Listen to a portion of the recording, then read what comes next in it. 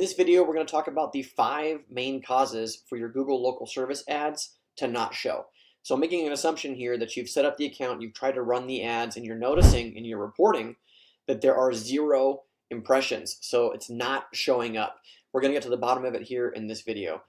If you haven't already, check out the description below. There is a link to a playlist on there with all of our videos related to Google local services and the rest of Google's products as well. So make sure you check that out. Let's jump into it. I'm going to get the first 2 obvious ones out of the way. The first one is a suspension or a need to re-verify. So it's pretty common that you think that you've gone through all the steps to get your local service ads verified, and then something pops up. Maybe the Google business listing isn't connected correctly. Maybe you don't have all the reviews that you need to get started. Maybe your insurance that you submitted is up for renewal and it's an old one that you sent in. Check on that first. I know it seems obvious, but this is something that happens a lot. The second reason your local service ads might not be showing, again, an obvious one before we get to the final 3, these are things that you can actually work with, is demand. So in the case of slow times of the season, it's possible that people are not searching for your service. And if they're simply not searching for your service, the ads aren't going to be able to show to anybody. So in the case of businesses that we traditionally see like remodeling, painting, things that are not a need-based service, the demand for those things typically goes down over the holidays because people are spending their money on other things.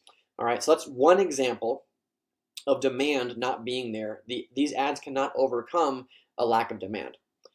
Now that we've established these first 2 and put these out of the way, let's look at the next 3. These are ways that you're going to jumpstart your Google local service ads account and go from 0 impressions to finally showing up when people are looking. Okay. The first one is budget. If you have set a relatively small budget compared to others in your area advertising on this platform, Google's going to give them a preference. They're going to serve their ads up first, and then you're going to get the scraps. So one of the things that you can do is toggle the budget, push the budget up, and then that will jumpstart your ads and start showing to more people. You want to show Google that you're willing to spend. You can always bring that budget down. And what I've seen in many cases is when you make a big budget change, so let's say you only have $500 a month to spend on this channel, you may as well crank it up to $500 a week because Google's most likely not going to spend that entire budget when you make this first change. You just got to monitor it afterwards. Okay, that's the first thing is budget. You can make a quick change to the budget, bring it up significantly, and then monitor it, bring it down later if you have to. Second thing that you might want to play with is adjusting your hours of operation. So you can actually adjust this on your Google business listing, or you can adjust it directly inside of the local service ads portal, and you can add custom hours, you can extend the hours. This is an easy way where you can grab up some impressions and some market share by adjusting the hours. So if businesses in your industry are typically done at 5 p.m. every day, if you run your ad longer than that, if you run it till 6 o'clock or 7 o'clock and you have somebody who will answer the phone, you can take advantage of when everybody else's ads shut down for the day, yours is still running, you'll pick up some impressions, and that can also jumpstart your account and help you get a better share of the things that are happening during your regular business hours.